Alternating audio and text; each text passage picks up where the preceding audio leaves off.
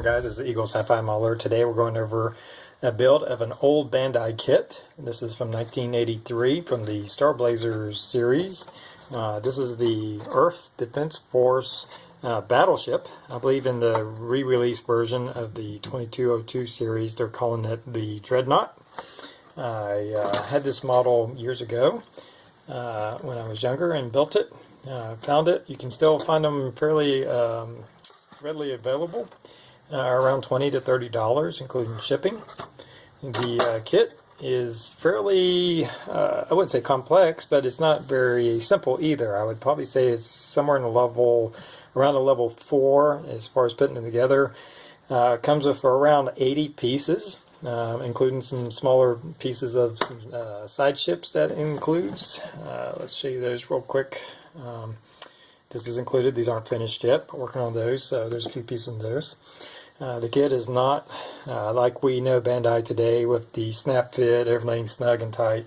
Everything has to be glued. There's a lot of gluing parts, such as the gun turrets, where it's just a flat piece that connects to another flat piece, and you have to glue it and make sure it holds in position. So it's a little bit challenging getting the barrels lined up with the whatever these things on top of the turrets are, getting them in position, because they literally have to be held in place while the glue is set. So you want, that being said, you want to use a fast drying glue. I use Tamiya's extra fine and Tamiya's regular cement to glue it. I also used a little bit of some medium super glue for a couple of the parts. I'll talk about that. Just know that everything will have to be glued. There's going to be some seam work you're going to have to do. If we look at it, there's two halves of the ship that come together, and the starboard and the port sides, and of course you're going to have a seam down the middle. And so I was able to get a pretty good finish on where the seam was at. It splits the ship right in through. So I used just a little bit of putty, some sanding, and just working on it, and it did come out pretty nice. Now, that being said, it does everything does fit together pretty well. It just all has to be glued together. Here's some of the here's the instructions that come with it. Gives you a list of all the parts. And you can see there's just a lot of little tiny pieces. Doesn't look like much until you start putting it together, but there's a lot of tiny little pieces, and they don't really, like I said, they're not snap fit. They don't just pop in position. They have to be glued and held in position while it dries. Each gun turret was like 7 different pieces, so yeah, 21 pieces just in the gun turrets. There's no decals. It comes in like a gray plastic, and I've seen different colors. I went with a more of a bluish color.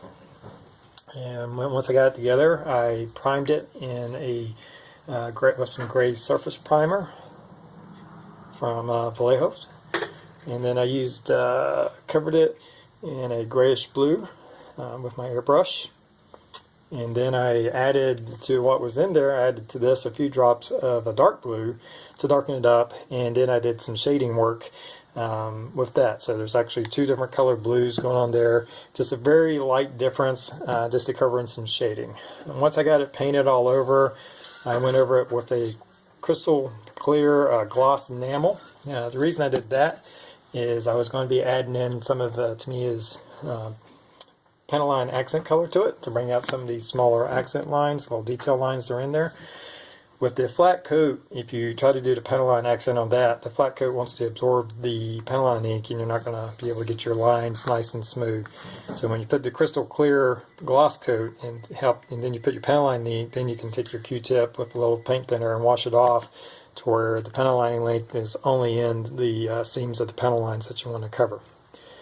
So once I get all that in there, I then added some dry pastels to do a little bit of weathering on some of the panel lines, just to darken it up. Not too much, just enough to bring out the lines of the ship. And then after all of that, I added in some Tester's flat coat, dull coat, to dull it all back down. So there was the painting was a little bit of a process. When you get the model, I believe the part to the wave motion gun, the part here, the brown parts were pre-painted. The engine exhaust on right here was pre-painted. I did repaint those and add in some weathering to those as well. So it's a very nice little model once you get it all together. Very reminiscent of the old anime, which I loved as a kid. Brings back a lot of memories.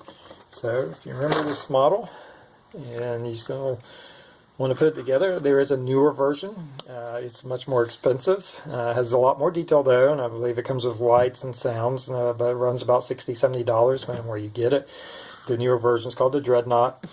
Again, I believe in the original series it was considered a battleship. And again, I think I only paid just a little over $20 for this. But it is a little bit challenging. You are going to have to glue it and paint it and spend a little time with it to get it to look nice. So I hope you like it, and we'll see you soon.